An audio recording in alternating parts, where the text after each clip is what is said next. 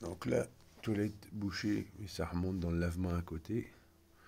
Bon, ça va y avoir grand chose. Là, je suis parti dans le sous-sol, mais c'est un genre de vide sanitaire. Et le tuyau de chiotte, il passe là. Tac. Donc là, on est dans le compartiment du vide sanitaire d'à côté. Le tuyau du chiotte, il descend là. Et ça glougloute dans le lavement, le petit tuyau qui est là. Donc déjà, ça veut dire, quand on est en haut, ça veut dire que tout est bouché. Quand ça fait vase communicant ailleurs. Et là, de l'autre côté du mur, il est vide. Et là, en tapant dessus, on entend qu'il est plein, il est lourd. Hop.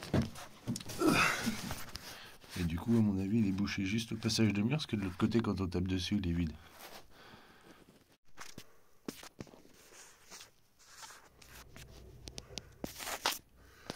Là, le tuyau, il y a ça d'épaisseur de calcaire dedans. Le calcaire, il monte jusque là. Et comme on n'a pas énormément de pente, là-bas, à tous les coups, il y a un bout de calcaire qui a dû se décrocher, qui s'est mis en travers.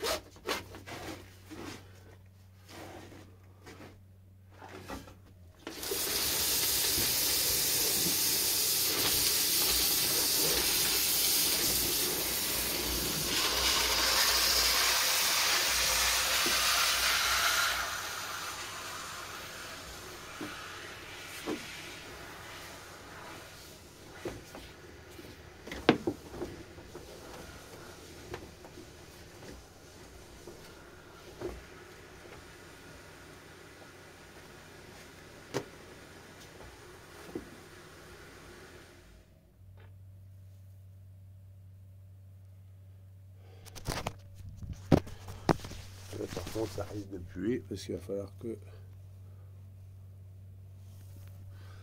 ça reboucher là, sachant que le tuyau est à plat. Ouais. Pas manqué, le tuyau il est plein. Ça a dû se reboucher là dans le S. Au niveau du coude là. Après on descend droit. On arrive là, tac tac. On reprend un toilette en beau. Ça y est, le bouchon il a sauté, on l'entend. Tac tac. Faut trouver le regard à l'extérieur pour remettre un coup de dehors. Ça va pas remonter. Hop. Bon, il reste du calcaire, mais c'est débouché. Là, ça coule bien jusqu'au regard dehors, je l'ai trouvé. Puis maintenant, je vais faire un devis pour détartrer toute la longueur, parce que là, il y a pour un petit moment de travail, on arrive à tout décoller et surtout à tout extraire. Donc là, pour aujourd'hui, ça va être bon. On va nettoyer ça et puis ça va être bien. Ensuite, dans ce genre de situation, c'est du polystyrène au plafond, donc il faut éviter de foutre le chalumeau. Et ça, c'est inflammable quand même si c'est censé résister, j'y tenterai pas. Donc on enlève la pellicule. Tac.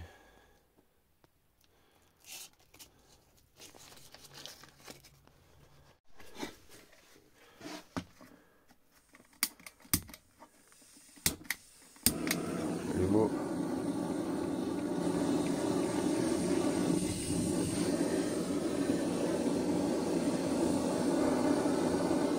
Voilà, une fois qu'il est bien fondu, on se le coller sur les doigts, ça fait mal.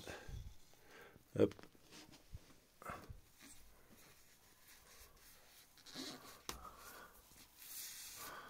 Voilà. Pas hésiter, le masque il déborde un peu sur les côtés, c'est pas très joli, mais c'est ça qui fait l'étanchéité. Hop. Bien appliqué tout autour du trou. Bon là le trou il est sur le dessus donc c'est pas dérangeant. Mais quand le trou il est sur le côté ou au niveau du fil d'eau, il faut bien le laisser sécher au moins un bon quart d'heure, 20 minutes avant de faire couler de l'eau parce que sinon ça foire l'étanchéité. Mais là c'est bon, ça suffit. On va juste y remettre un petit coup de chalumeau histoire de... pour être sûr. Hop. Hop, histoire de bien fondre la colle qu'il y a autour, on appuie.